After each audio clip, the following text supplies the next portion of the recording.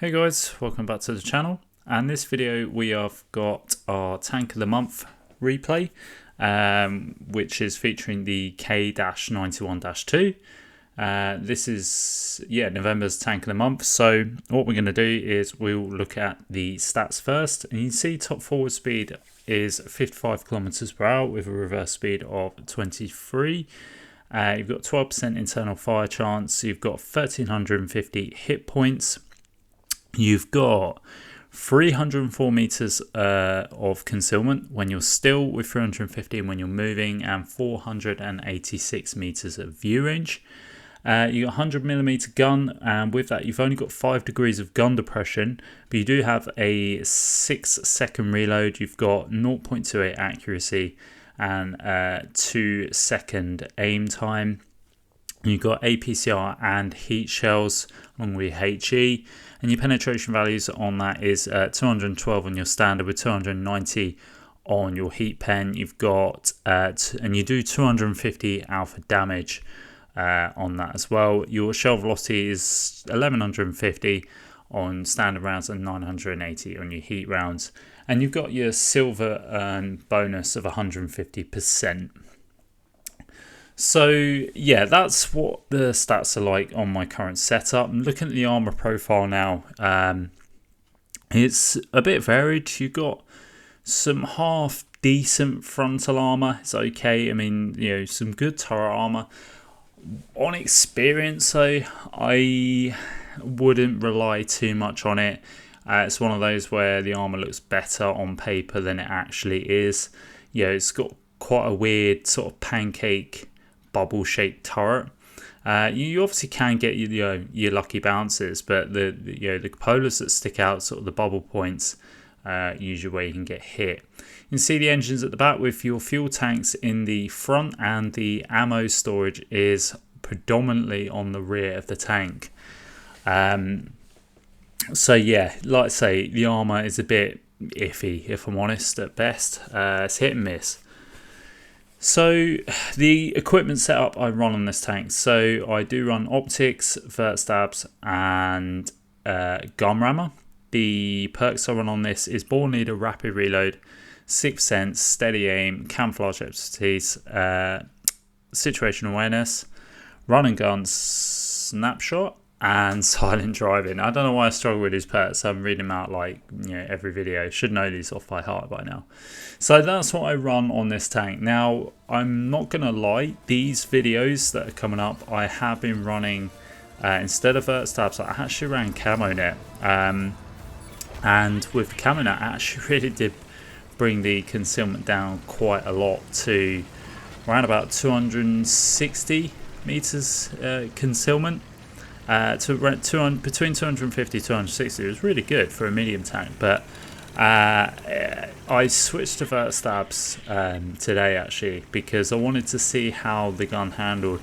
One thing I noticed with this gun, which is its biggest drawback, is it's very, very troll. Like the dispersion felt terrible. The just the accuracy didn't really feel that great. So yeah, with the vert stabs on, it did make a difference with the gun handling quite a bit, to be honest. Let's say the aim time it's a bit crippling on this tank, if I'm honest. That's it's definitely one of the faults that I've noticed with this tank. But one of the good sides of this tank is its mobility. It is one thing I really do quite like on it. Actually, it's quite nippy. It gets around the map quite quickly, and it gets up to sort of those top speeds quite quick as well. So yeah, that's one thing I like about it. The other thing I like is the shell types. The fact I've got APCR on my standard and heat as my premium is the perfect ammo setup for me. As most will know, sort of when I do my videos, APCR is my preferred ammo of choice, but if I can have heat as well, it's a perfect combo for me. Just because APCR obviously usually have really good shell velocity, and on this with 1100 shell velocity, that's pretty decent. To be fair, it's quite nice. But you've got the heat rounds in case, in case you sort of, well, you don't lose any penetration with heat over distance. So, and equally with this, you've got 290 heat pen. That is something else which is really nice about this tank. The 290 heat pen is, really good for a tier 8, I think. And it means you're not going to have too much trouble if you need to penetrate any tier 10s that you come up against. So looking at gameplay here, we are on Ghost Town. We're actually in a tier 10 lobby as well. So we're playing bottom tier here, and just so far not a bad start. We've picked up quite a lot of assists, which isn't bad considering this is a Russian tank. And another fault, should I say, with this tank being Russian is the view range isn't that great. I think base view range is about 380, which not really that good for a tier 8 medium. That's why I packed the optics on, and obviously situational awareness to increase that view range, help us out a little bit, try and spot targets. So in fact we've got 1800 assist here. Spotting is not too bad at all. So let's say we playing on Ghost Town. We can see this T-69 to our left, who's a one shot to us, and now we've got a Trailblazer who's just come sort of YOLOing in, and we're going to take care of that guy who managed to sort of evade most of his shots. Got Sheridan coming in as well, who has put sort of quite a big shot into us. We're down to 213 now. We've managed to ricochet a shot off this guy. We've bounced just over 1,000 hit points, which is pretty decent considering this tank, like I say, has some real iffy armor. One other thought I should probably point out is, what I found is it gets tracked quite easily. Its tracks are quite exposed. You see sort of the front of the tank, sort of the I don't know, the tracks just look quite noticeable and quite prominent.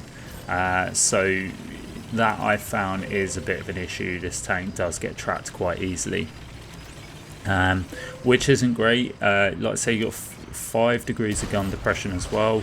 That's another sort of bit of a flaw on this tank, if I'm honest, is trying to get that gun down and sort of get those shots off over ridge lines can be quite tricky. If you're not a fan of tanks that don't have very good gun depression, then this might be one to possibly give them, possibly miss out on, I guess. So we've just finished the first replay there on Ghost Town. We come top of the board. You can see we pick up 2.7k damage with 1900 assists, 2 kills. Only the second class. Just sort of wanted to show how this tank can sort of perform on sort of maps like Ghost Town, which is not a very open map. So a bit more of a city map, and at tier 10 as well. Gives you some sort of insight.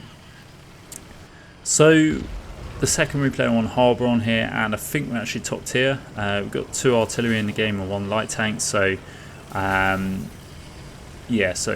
what we're going to do is we're going to use our mobility to sort of push forwards and trying to get in a position where we can sort of spot ahead. Having 2 artillery in the game, if we spot ahead, we may get lucky with some artillery shots on any enemy tanks that we spot up. Got the light tank coming to the middle as well, so we're gonna let him spot up first. I'm not gonna sort of push in too wild because naturally the like I say, the view range on this isn't great. So I'd rather let the light tank spot ahead than sort of push up and perhaps get ourselves into trouble needlessly. But we're going to move ahead across anyway. We can see some tanks crossing over towards the city area here, which is a fairly common move. But then we can see this heavy tank has just sort of pulled out in front of us. I think it's a KV-3 or KV-13. We managed to get some shots into this guy. Gonna try and get another shot again through the side, which we do. Now the reload is quite nice on this tank. The Alpha, it's a weird one. It's a weird one, if I'm honest, because for me, you got nice reload of 6 seconds, but the 250, it's just, I don't know. I feel like I'm not packing a punch. And the reload is nice, but again, I don't know. The best way to explain it is it feels a tad too long for 250 hit points of damage, if that makes sense. Now, obviously, I guess any more than it, you could say, well, yeah, it's going to start to become unbalanced, but it's just, again, personal preference for me, how I feel sort of playing this tank. Sometimes you feel like you're not putting in, you have to kind of sweat to do the damage. You really have to sort of be in a position where you've got a multitude of shots around you where you can sort of really put the damage in, because I've had quite a few games over sort of the last couple of days, obviously trying to get these replays out, and the feel that I get from playing this tank is, like I say, I really do have to try hard. I mean, I've not got an ace in this game, spoiler alert, or any of these replays, for instance, and it does feel a little bit sort of difficult to sort of get, I don't know, maybe I just haven't played the tank sort of long enough to get it in a position where I could really get some decent games and harvest map positions where I could harvest a lot of damage. But so maybe it's a skill issue, I don't know. but yeah, that's just my general opinion of the tank, how I feel playing it, and let's say the limitations that I feel it possibly has. But so far, Armour, we've done 1300 damage, so just a bit mediocre. We've got 1 kill, but look, there's still plenty of damage in the game. There's 12 tanks still available to sort of shoot at potentially. We're just trying to see if we can potentially get a shot on this tank that's crossing, but we're not really in sort of, we haven't got a clear shot on him, so we're going to move ahead to try and get a clear shot, and we do manage to get a shot into him, but then he gets shut down. The team's fairly even, it's 9-all at the moment, so again we've sort of still got still got plenty of damage to try and sort of find and shoot at. I'm pretty confident at this point that the team is doing quite well in sort of terms of map control. Managed to finish off the light tank there, which I think just sort of gave up halfway through or just went AFK, but yeah, he kind of had enough. We got 2 kills. We just spot up this E25 here, and yeah, again, just sort of we managed to get a shot into him, and I'm gonna sort of move in now and try and take this guy out. We see this tank on the right hand side, we take a snapshot, but yeah, like I say, the not so great sort of dispersion and aim time means that we miss that shot. But we get the kill on the E25. We're picking up our 3rd kill of the game now, and now we're going to sort of try and swoop in here. Now I've got to try and be a little bit careful, just because it's 7-5. It's still an even game. There is a chance that the team could throw this away. So we don't want to sort of put ourselves in a position where we're going to start getting farmed, like there, for instance. But again, I'm kind of getting a bit greedy here, and I'm sort of panicking that I'm not going to get all the damage out. But we've kind of put ourselves in a little bit of a crossfire here, but we managed to sort of put some shots in the Earthshaker that was in front of us. He's kind of backed up now, so got the VK to the left hand side, but now this KB5 has decided, or KB4, sorry, had decided to get in the mix. And yeah, I was a little bit worried that this guy was going to start YOLOing me, but now I'm having a bit of trouble trying to get shots off here. He does bounce off us, but then we take a nasty shot off of the VK on the left hand side here, and now we've kind of, we've been a little bit harvested here, but the VK does get swarmed and taken out. The majority of our team are here now, so now it's just about sort of being careful, just being a little bit patient, just waiting for this KV-4 to take the shot, because then I can move in and get the shot off. But yeah, now sort of my team are just sort of pushing me out of the way and trying to get in, which is fair enough. They're trying to get their bit of damage, but now I'm like, can't get any shots off, getting really annoyed. The whole team is here, and at this point I'm just like, right, okay, do you know what, sod this, I'm just going to go forwards. Oh no, we get caught up on a bit of blooming map, because, you know, you can't progress forwards without getting caught up on a tiny bit of the map. On a brick wall or something annoying like that. Always happens in the city map. There's always something protruding which catches you out. But yeah, unfortunately we didn't manage to get any more kills out of that, but we got sort of a healthy 4k damage game there with 3 kills, putting us at the top of the board. Only a tiny bit of assistance and a bit of blocks, picking up the high caliber and the first class medal there. So we get onto the third replay now. We saved the best till last. Again, we are top tier and we're on Erlenberg. One of my, I've got to say, one of my favourite maps. I don't know why it always seems to do quite well on Erlenberg, even though it's a bit of a campy map. I just, yeah, it's one of those maps where I sort of really have sort of quite a good feel for it. Kind of know sort of the right areas and the right way to play it. So yeah, a bit more confident that I could sort of put out some good damage here and get a decent game out of this one. But we've moved up to the castle side here because I wanted to see if I get some shots on the cross. Trying to see if we can get a shot onto the Type 34-2 there, or T34-2 should I say, which we do get a shot into in the middle there. Now we see this heavy tank who may potentially be crossing out. Going to try and see if we can squeeze a shot in. Unfortunately, we only hit his track. Didn't do any track damage or anything like that, and he does manage to get in some buildings. Going to try and see if he will potentially cross. Just again, the light tanks are sort of extended quite far out into the field, so yeah, and at this point I'm thinking, well, there doesn't appear to be much sort of going on the right hand side. This IS has pushed out into the middle and has, you know, instantly regretted doing that. But yeah, look into the right hand side and see sort of the light tanks have pushed quite far and they haven't really lit anything up. So at this point I've just thought, right, okay, we need to get into the middle now because we're not really in the fight here. We don't really have shots on anything. I kind of feel like these guys are going to be camping, or majority are going to be camping on the ridge, and they haven't really made too much of a play on either flank. So for me, I've decided to just sort of throw myself into the mix here, try and get some shots off. Tried taking the snapshot there, but yeah, the K-91-2, it just doesn't snapshot really, well, not that well. But then we get caught up in this T34-2, who luckily is firing HE, and we get a nice shot in there. Just gonna wiggle here just to try and see if he'll absorb his tracks, and yeah, just like that his ammo rack blows up. So kudos to the VK75 for getting rid of that guy for me.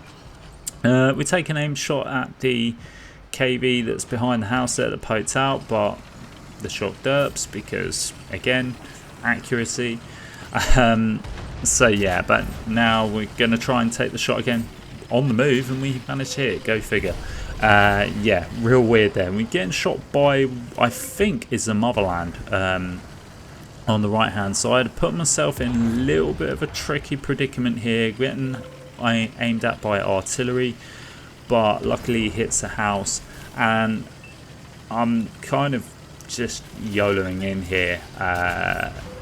This is a bit of a risky play, to be fair, because some of my team are in the middle, but I don't know if they're going to have shots on these guys or not, and I'm just kind of hoping that they can help wherever they can. We're getting YOLO'd by a snakebite here. He crashes into a rock, which is good for us because now we can just get rid of him. Now we're getting shot at by multiple enemies. We've got this IKV in front of us. who gets taken out. But then we've got this T-71-DA that was getting shots into us. We do snap a shot into him, but now we've got this Su-130 to worry about. He's come around, try and get a shot on us, and we snap the shot in there, taking that guy out, taking out a very dangerous tank there for our second kill. All the while trying to avoid artillery, trying to avoid anything else shooting at the hill. And like I say, that was a real kind of hectic couple of minutes there, which could have ended badly. I did take a bit of, that was a bit of a wild gamble, by the way. That wasn't really a strategized approach. That was kind of like, I just want to get in, I want to get some damage, I want to get some assist, with no real sort of thought to my own safety. Yeah, like I say, that really could have ended badly, but we got out of it unscathed. We killed a couple of tanks, you know, no one died, it was fine, apart from the enemy. Now we're going to get some shots onto artillery. We take out the RT there, and yeah, now I'm going to try and see if I can help out our friendly heavy tank with this T-71-DA that is just YOLOing him. We get a shot in, he gets taken out, and now we've got the motherland charging at us that was shooting at us early. Now we're just sort of weaving backwards and forwards just to dodge his shot, which we do manage to. He's now preoccupied with a tank in front of him. We get a shot into his engine. Can we get the finishing shot? We're going to try and see if we can squeeze in, but unfortunately it's taken out by the ISU-152. And that brings an end to the replay and to the video. So, see how we get on. We come top of the board there with 3.6k damage, 3 kills, 2.4k assists with a little bit of blocked again. Picking up the high caliber, the first class medal and the Pascucci's. So, yeah. A sort of decent end to the video there. So, concluding thoughts on the K-91-2. It's alright, it's not too bad. It's, like I say, has its limitations on sort of the gun. It can be a bit trolly, it can get tracked quite a lot, it has horrible gun depression, but it's mobile, it's nippy. You can get into those areas where you can sort of flank and get some shots off, and that's what I'd say it's probably really good at, is a bit of a flanker. It's a good flanking tank. So overall, not bad tank. I honestly think it is worth getting, to be fair. I think, you know, with a bit of sort of persistence and patience, you'll be able to make it work and have some really decent games in. So ranking this tank out of 10, what would I give it? I would give it a 7. I think overall it's quite decent, and yeah, I think it warrants a 7. Yeah, definitely worth it, I think. But anyway, guys, let me know what you guys think, if you've bought it, if you've got it. How do you find it? Leave a comment in the comment section, guys. And as always, please do like and subscribe to the channel, because it really does help it out.